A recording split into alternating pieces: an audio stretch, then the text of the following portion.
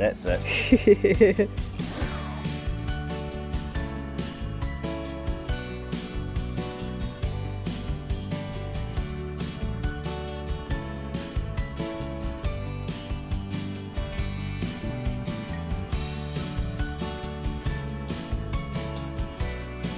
We've discovered when building a sleep out, you always need to think 2 or 3 steps ahead.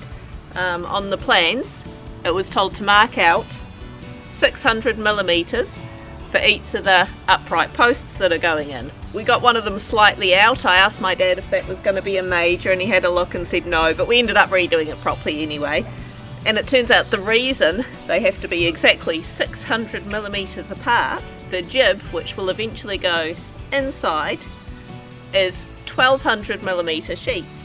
And so you put the upright 600 mils apart, centre to centre. Of course then a piece of jib will fit with one upright in the middle and one at either side. At the moment, as you saw, Clint was just concrete drilling all these bits in. He's just in the shed cutting things to size at the moment. I actually just need to chop some bits of plastic to go underneath between the wood and the concrete.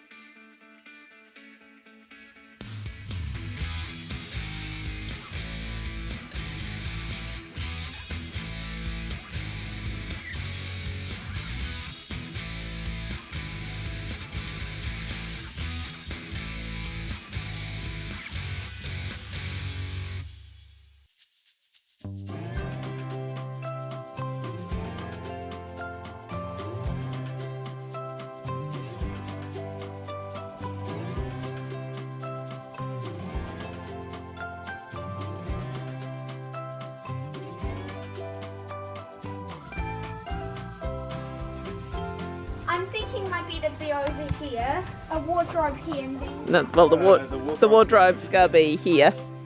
So of course the door here, and we're going to have a heater down there. Over here, and I can have a little right nest over here.